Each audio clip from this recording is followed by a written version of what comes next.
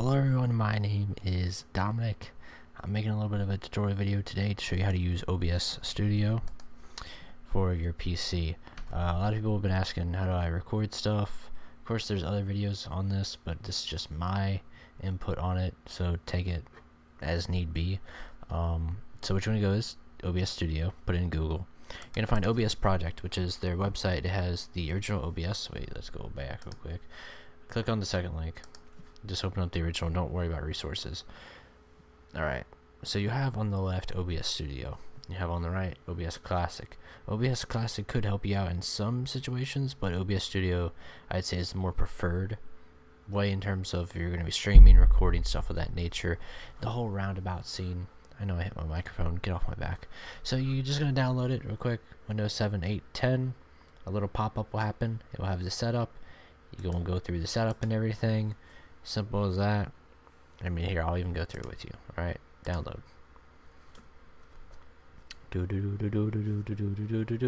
It's on the bottom. You can see like the little green thing is like going crazy. So we'll let that download for brief moments. And it's done. Go here. I don't want it to mess up anything because I'm recording also. So it's like, yeah. But yeah, this thing right here, the unconfirmed download, it will be confirmed. Don't worry about it. There's the OBS Studio with browser installer. So you're just going to click on that, install, and then when that opens and you go through the setup process, it'll be right here. Or not that one, that's the original OBS. It'll be this one, OBS Studio. It has a little white circle around it. I keep on hitting that darn microphone. Anyways, you click on that and this thing will pop up. So yay.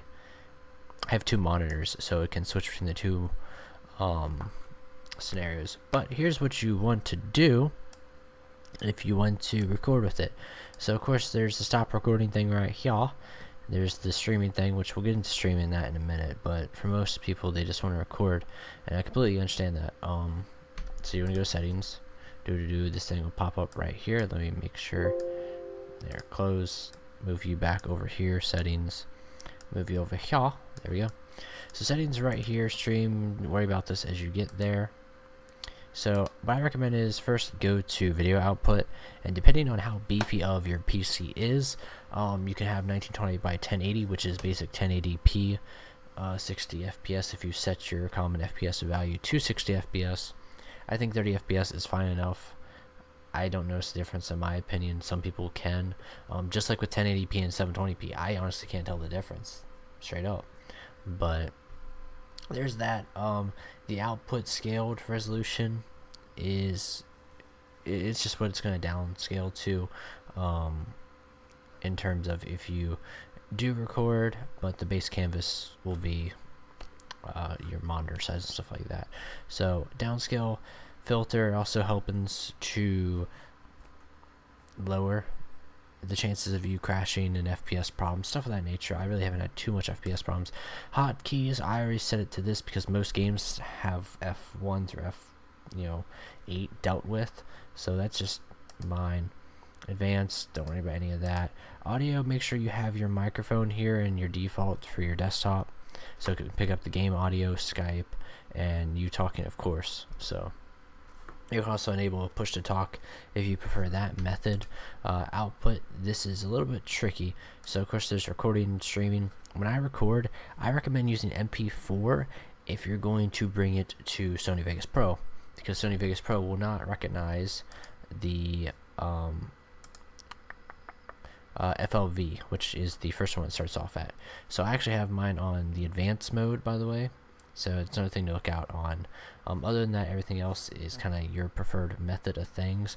I'd say don't really mess around with it too much. Maybe the video bitrate, if you can handle that, such as the bitrate right here. I think 1500 is base. It's really good. Keyframe interval 2 is a good one too, in my opinion. So in terms of right here, the output, don't worry about this too much. Encoder you might want to look at depending on your graphics card. But anyways, keep it to that NVENC H.264. It's the best way to stream, in my opinion. Much more fluence, less stuttering, bottlenecking, stuff of that measure. Audio, you can just check that up right there. Audio doesn't seem to be too much of a problem. If it's a problem for you, you might want to really look into that, but I haven't really seen too many problems with audio. It's mostly, you know, with video stuttering, stuff of that nature. Streaming, there's a bunch of different streaming ways. Mine is Restream, because you can stream from one website and it will go to all your other ones like Twitch, YouTube, etc. So there's all that. But in terms of recording, I would honestly just worry about going over here to video and make sure you have your 1920 by 1080 or even your output. Make sure your resolution, your canvas, is 1619, because that is, it's going to save you so much time. You'll thank me later, trust me. If you do it by your default, which I think over here was like 1360 by 768 for me, for this monitor at least, no, like that it's gonna kill you in the end. So make sure you do have that set up. Now let's go over here to all the scenarios and stuff. So you notice over here we have scenes. I can add a scene, name it potato chips, and then add a source. Go to window capture. I can name it delete this, and I can, you know, do whatever I have open. So let's say I open up Cisco Packet Tracer. So let's get rid of this real quick. That's going to have that infinite loop of things. Delete that. I'm going to wait for this to pop up real quick. Alright, so you guys should see me now. So get rid of that. So Cisco Packet Tracer, we have this real quick right here. If I want to just do this, I go to potato chips. So I just disappeared, by the way. I'm just going to tell you that in case you were freaking out.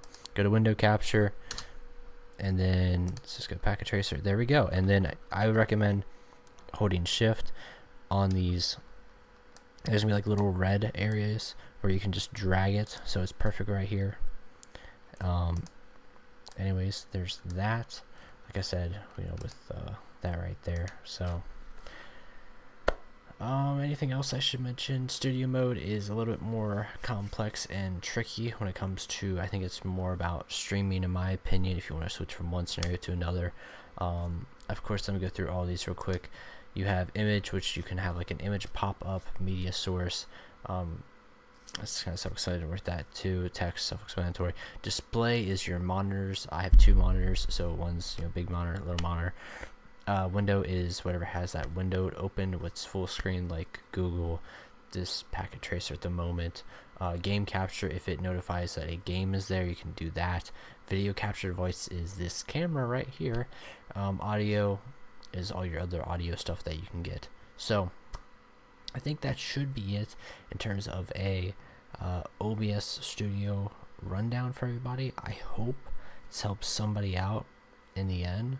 If you have any questions, leave it down below. I've been using OBS for about half of almost 2 years now, when I switched from Bandicam to Fraps to OBS, and I'm really enjoying it. It's mostly recommended for people with multi-monitors, but I think even if you have one monitor, you know, you're running on your laptop, you're running on your desktop with one monitor, it's still perfect in my opinion. I wouldn't really, in 2016 at least, I wouldn't choose over anything else. Like, I think definitely for 2016, this year, it's really a good thing to record with, or definitely stream with too. I'll recommend it definitely for streaming. So there's that. Anyways, everybody, I hope you're having a safe day, and until the next time we speak.